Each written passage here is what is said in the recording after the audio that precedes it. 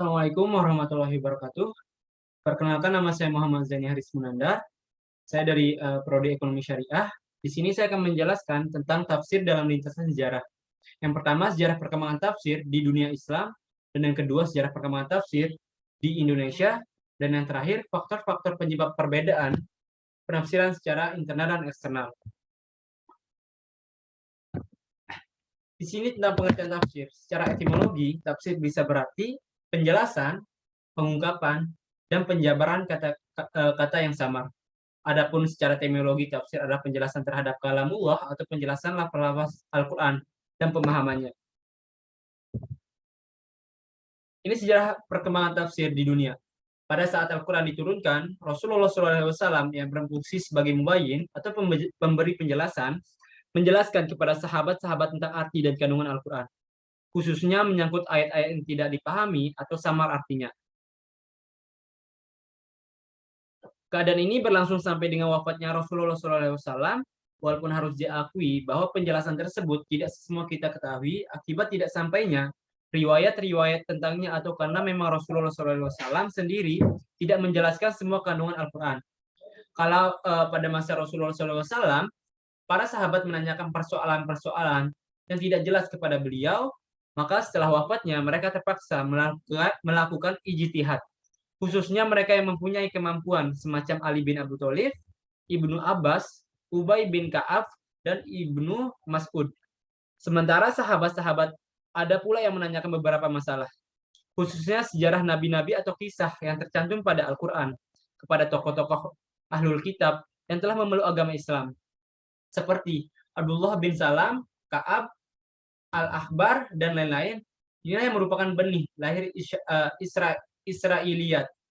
Di samping itu, para tokoh tafsir dari kalangan sahabat yang disebutkan di atas mempunyai murid-murid dari para tabi'in, khususnya di kota-kota tempat mereka tinggal, sehingga lahirnya tokoh-tokoh tafsir baru dari kalangan tabi'in di kota-kota tersebut, seperti yang pertama, Sa'id bin Jubair, Mujahid bin Jabr di Mekah, yang kitab itu yang berguru kepada Ibnu Abbas. Yang kedua, Muhammad bin Ka'ab, Zaid bin Aslam di Madinah, yang ketiga itu berguru kepada Ubay bin Ka'ab. Yang ketiga, Al-Hasan Al-Bashari, Amir Al-Sya'bi di Irak, yang ketika itu berguru kepada Abdullah bin Mas'ud. Di sini corak-corak penafsiran. Di sini ada 5 corak. Yang pertama corak sastra bahasa, dan yang kedua corak filsafat dan teologi, dan yang ketiga corak penafsiran ilmiah, yang keempat corak fikih atau hukum, dan yang kelima corak tasawuf. Corak sastra bahasa yaitu timbul akibat banyaknya orang non-Arab yang memeluk agama Islam, serta akibat kelemahan-kelemahan orang Arab sendiri di bidang sastra, sehingga dirasakan kebutuhan untuk menjelaskan kepada mereka tentang keistimewaan dan kedalaman arti kandungan Al-Quran di bidang itu. Dan yang kedua corak filsafat dan teologi. Corak filsafat dan teologi akibat penerjemahan kitab filsafat yang mempengaruhi sementara pihak, serta akibatnya masuk penganut agama-agama lain ke dalam Islam, yang dengan sadar ataupun tanpa sadar mempercayai beberapa hal dari kepercayaan lama mereka. Kesemuanya menimbulkan pendapat setuju atau tidak setuju yang tercermin dalam penafsiran mereka. Yang ketiga, corak penafsiran ilmiah.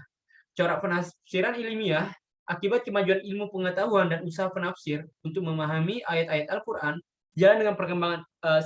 sejalan dengan perkembangan ilmu. Dan yang keempat, corak fikih atau hukum. Corak fikih atau hukum akibat berkembangnya ilmu fikih dan terbentuknya mazhab-mazhab fikih yang setiap golongan berusaha membuktikan kebenaran pendapatannya yang berdasarkan penafsiran-penafsiran mereka terhadap ayat-ayat hukum. Dan yang terakhir, corak tasawuf. Corak tasawuf akibat timbulnya gerakan-gerakan sufi sebagai reaksi dari kecenderungan berbagai pihak terhadap materi, atau sebagai kompensasi terhadap kelemahan yang dirasakan. Di sini kodifikasi tafsir. Tafsir dari segi corak penafsiran, maka berkembang dapat pula ditinjau dari segi kodifikasi atau penulisan. Hal mana dapat dilihat dari 3 periode. Periode yang pertama yaitu masa Rasulullah SAW, sahabat dan bermulaan masa tabi'in, di mana tafsir belum tertulis dan secara umum periwayatnya ketika itu tersebar secara lisan.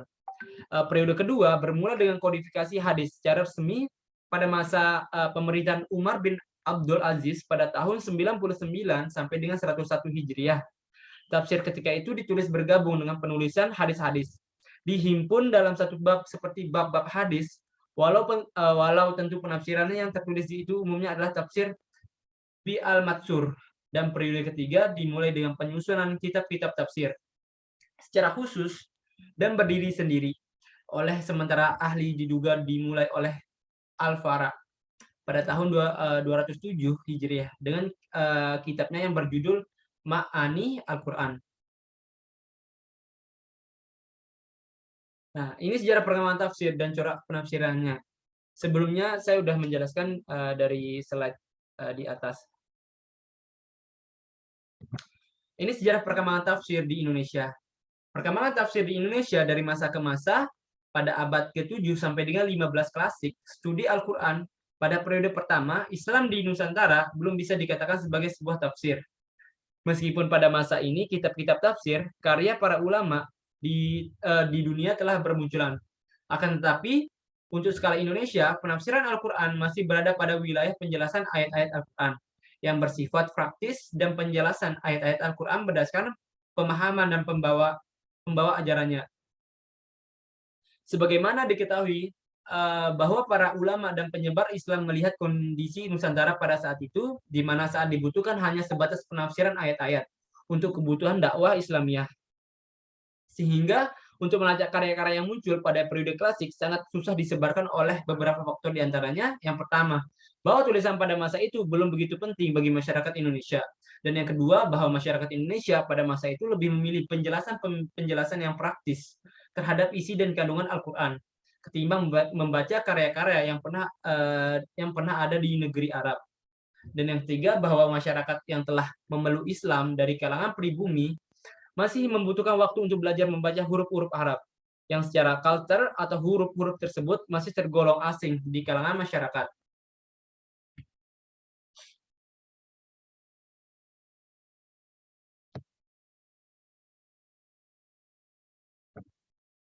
Di sini faktor penyebab perbedaan penafsiran.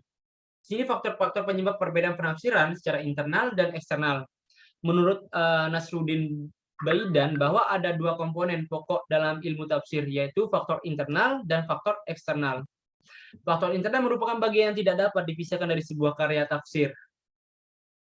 Sebuah tafsir selalu memiliki bentuk tafsir, metode tafsir, dan corak tafsir. Sebuah karya tafsir dapat memiliki bentuk tafsir riwayat atau bentuk tafsir pemikiran.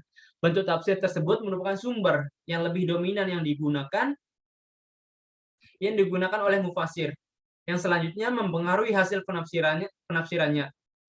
Selain bentuk tafsir, terdapat 4 metode, yaitu global, analisis, komparatif, dan tematik. Sebuah tafsir juga tidak dapat dipisahkan dari corak tafsirnya. Corak tafsir tersebut bisa bersifat umum, khususnya atau kombinasi. Corak tafsir merupakan kecenderungan mufasir dalam menafsirkan suatu ayat. Sebagai contoh adalah corak fikih, falsafi, lughawi, dan lainnya. Dan faktor eksternal adalah kaidah-kaidah yang harus dikuasai oleh mufasir, yang nantinya menjadi sebuah alat dalam memahami pesan ayat Al-Quran. Kalau umum dan khusus, asbab dan faktor internal berisi qiraat. Yang pertama qiraat, nasih mansukh, muhkam mutasyabih, asbabun nuzul. Faktor eksternal, bentuk riwayat al-matsur, dan yang kedua bentuk pemikiran al-ra'yi. Nah, di sini kesimpulan. Pada mulanya, usaha penafsiran ayat-ayat Al-Quran berdasarkan ijtihad masih sangat terbatas dan terikat dengan kaidah-kaidah bahasa Arab, arti-arti yang dikandung oleh satu kosakata. Namun sejalan dengan lajunya perkembangan masyarakat, perkembangan dan bertambah besar pula porsi peran akal atau ijtihad dalam penafsiran ayat-ayat Al-Quran, sehingga bermunculan berbagai kitab atau penafsiran yang beraneka ragam coraknya. Perbedaan atau khilaf penafsiran dapat diartikan sebagai ketidaksepakatan para pengkaji Al-Quran dalam memahami penunjukan suatu ayat atau lafaz Al-Quran terkait dengan kesesuaiannya dengan kehendak Allah Ta'ala dari ayat itu, di mana sang mufasir kemudian menyimpulkan sebuah makna yang tidak disimpulkan oleh mufasir lainnya. Sekian dari penjelasan kami. Jika ada kekurangan atau kesalahan, mohon dimaklumi. Assalamualaikum warahmatullahi wabarakatuh.